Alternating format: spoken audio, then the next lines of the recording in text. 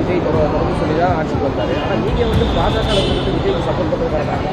கொள்கையில என்ன எதிரி இருக்கு? எல்லாரும் நல்லா இருக்கணும், தமிழக மக்களுடைய நலனை எல்லாரும் வேண்டுகிறோம், அது வேணாங்கிறாரா? அவர் திருப்பி திருப்பி இந்த மதவாதம் அப்படின்னு திமுக உடைய பல்லவியை வச்சுதான் கொள்கையை சொல்லிக்கிட்டு இருந்தாரு.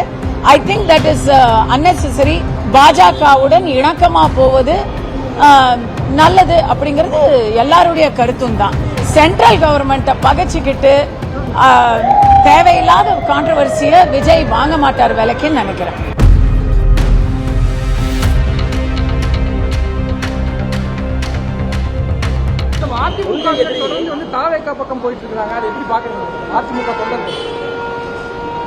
அதாவதுங்க, ஒரு பெரிய வெற்றிய தாவேகா எதிர்பாராத பெரிய வெற்றியை பெற்றிருக்கிறாங்க பொழுது அந்த வெற்றியை பறி கொடுத்தவர்கள் வெற்றி பெற்றவர்கள் கிட்ட போறதுங்கிறது சாதாரணமா நடக்கிற விஷயம் தாங்க.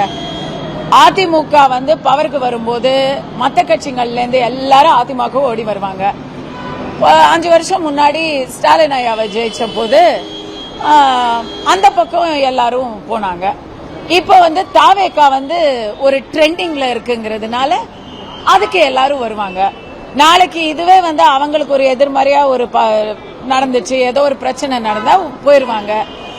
அரசியல்ல இந்த மாதிரி வியாபாரிகள் நிறைய இருக்காங்க, சந்தர்ப்பவாதிகள் நிறைய இருக்காங்க. அப்படிப்பட்டவர்களை அடையாளம் தெரிந்து கொள்வதில் தான் தாவேகாவின் வெற்றியும் தோல்வியும் அடங்கி இருக்கிறது. கொள்கை எதிரி பிஜேபி தான் விஜய் தொடர்ந்து சொல்லிதான் ஆட்சிக்கு வந்தாரு. ஆனா நீங்க பாஜக விஜய் சப்போர்ட் பண்றாங்க.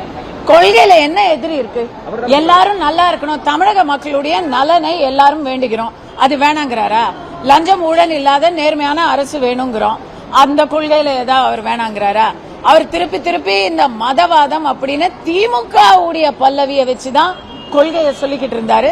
ஐ திங்க் தட் இஸ் அன்னெசரி.